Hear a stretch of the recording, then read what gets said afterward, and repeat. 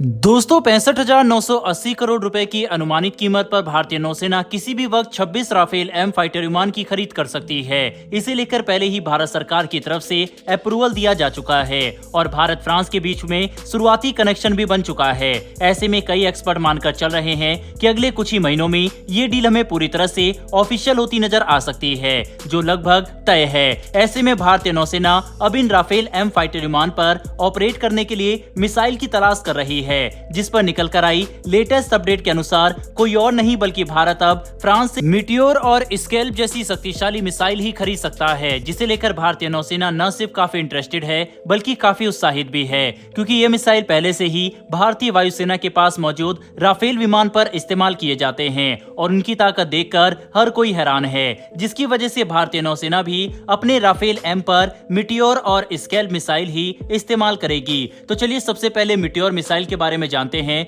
दोस्तों ये मिसाइल दुनिया की सबसे खतरनाक बियॉन्ड विजुअल रेंज की मिसाइल है। ये 12 फीट लंबी और 190 किलोग्राम भारी मिसाइल साउंड की रफ्तार से 4 गुना ज्यादा तेज यात्रा कर सकती है और इतनी रफ्तार की वजह से ये 200 किलोमीटर की दूरी तक किसी भी तरह के हेलीकॉप्टर या फाइटर विमान को तबाह करने में सक्षम है। सबसे बड़ी बात तो यह है कि इस मिसाइल का नो एस्केप जोन दुनिया में किसी भी मिसाइल के मुकाबले सबसे ज्यादा यानी 60 किलोमीटर का है। नो एस्केप जोन यानी उतनी दूरी जिसके अंदर कोई भी टारगेट बच ही नहीं सकता। अगर राफेल से एक मीटियोर मिसाइल को लॉन्च किया जाए और दुश्मन 60 किलोमीटर के अंदर होता है तो वह चाहे कितनी ही कोशिश कर ले, इस मिसाइल के हमले से नहीं बच सकता। हैरानी की बात तो यह है कि मीटियोर मिसाइल का नो एस्केप जोन जितना है उतना तो कई मिसाइल की रेंज भी नहीं होती। इसी वजह से इसे सबसे खतरनाक मिसाइल कहा जाता है और फिर 200 किलोमीटर तक हमला करने की क्षमता भी काफी बड़ी उपलब्धि है। वहीं पर अगर स्कैल्प मिसाइल की बात करें तो यह एक काफी शक्तिशाली लॉन्ग रेंज की क्रूज मिसाइल है, जिसे फाइटर विमान से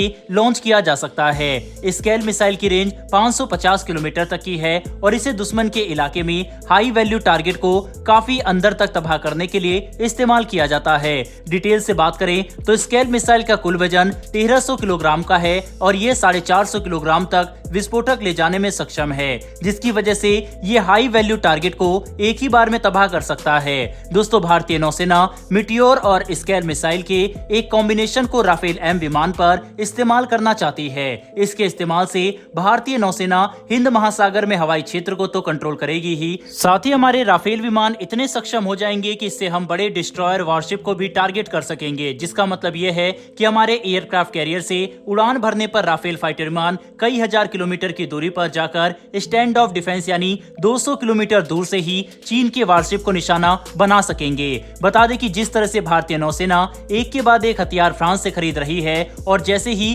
65,000 करोड़ रुपए की डील फाइनल होगी उसके बाद भारतीय वायुसेना के लिए 114 फाइटर विमान के टेंडर में राफेल के ही चुने जाने की संभावना और भी ज्यादा बढ़ जाएगी। यही वजह है कि फ्रांस भारत के साथ डिप्लोमेटिक लेवल पर लगातार बातचीत कर रहा है और हमें एक से बढ़कर एक ऑफर दे रहा है ताकि भारत 114 विमान के टेंडर में राफेल को ही चुने। इसी बीच भारतीय वायुसेना और नौसेना के पास मौजूद राफेल फाइटर विमान को लेकर एक और काफी बड़ी अपडेट ये निकल कर आ रही है कि अगले एक साल के अंदर हम इन विमान पर भारत द्वारा स्वदेशी रूप से बनाए गए अस्त्र मिसाइल को ऑपरेट होता हुआ देख सकते हैं, जिसके लिए भारत सरकार ने फ्रांस से परमिशन मांगी थी और अब बताया जा रहा है कि फ्रांस अथॉरिटी की तरफ से ये परमिशन दे दी गई है। अब राफेल पर अस्त्र के इंटीग्रेशन के लिए जरूरी प्रक्रिया शुरू कर दी जाएगी। दोस्तों भारत चाहता है कि अस्त्र जिसे हमने स्वदेशी रूप से विकसित किया है इसके जैसी शक्तिशाली बियॉन्ड विजुअल रेंज मिसाइल का इस्तेमाल हम बड़े लेवल पर करें। भारत इस मिसाइल का इस्तेमाल सिर्फ राफेल पर ही नहीं बल्कि सुखोई से लेकर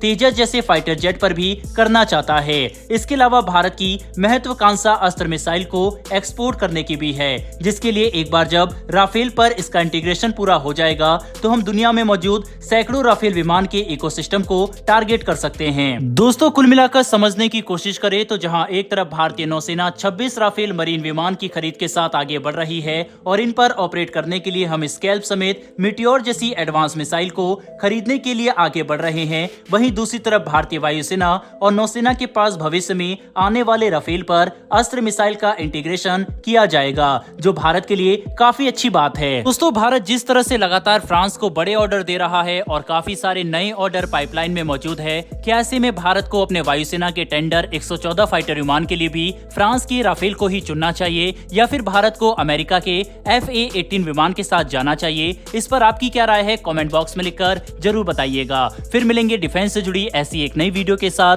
धन्यवाद। जय हिंद।